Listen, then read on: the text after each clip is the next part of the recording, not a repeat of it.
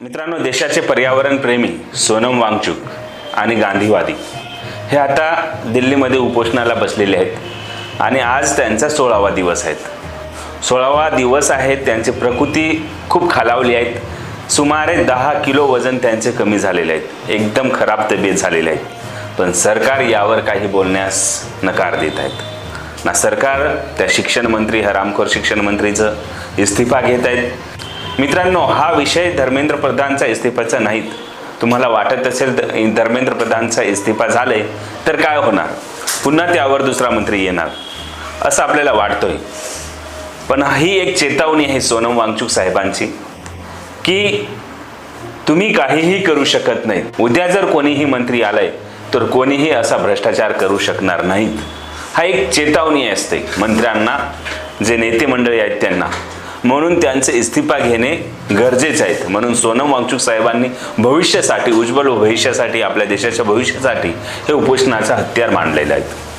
पण यावर सरकार काही बोलत नाही. धर्मेंद्र प्रधान घरी बिनधास्तपणे जेवण करत असेल, बिनधास्तपणे, पण सोनम वांगचुक साहेब 16 दिवसापासून भूक आहेत, जेवण केलेलं नाही त्यांनी. आणि आपणही घरी मस्ती करत असेल, तुम्ही जेवण करा खुशाल. मी आपल्या देशातील जनतेला एकच याद्वारे विनंती करतो की तुम्ही खुशाल जेवण करा, पण थोडं तरी समर्थन द्या. थोडं आपल्या परीने जे काय होतात ते केलं पाहिजे. आपण ज्या स्टेपवर आहोत त्या स्टेपवर आपल्या परीने काय काय होणार ते केलं पाहिजे. नाहीतर आपल्या जीवनात काही अर्थ नाहीत. मी माझ्या परीने व्हिडिओ बनवण्याचा प्रयत्न करतोय. हे न्यूजवाले काही दाखवत नाहीत. 1-2 व्हिडिओ दाखवते जे मेन न्यूज एजन्सी आहेत, पण काही दाखवत नाहीत. ते फक्त सरकारचे गुलाम आहेत.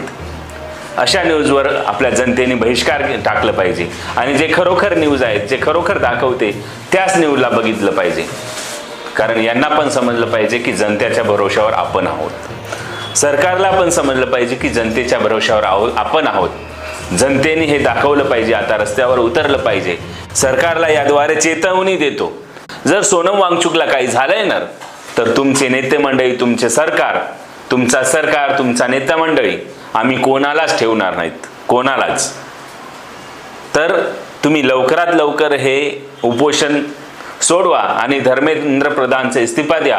आणि भ्रष्टाचारांचं जे तुम्ही वादा केला होता, आम्ही भ्रष्टाचार मुक्त करणार, हा भ्रष्टाचार खूप चाललाय, भ्रष्टाचार मुक्त करणार, तर भ्रष्टाचार मुक्त केलं पाहिजे. नाहीतर आम्ही तुम्हालाही उकडून टाकू. आमच्या दम आहेत हे तुम्हाला दाखवून देऊ.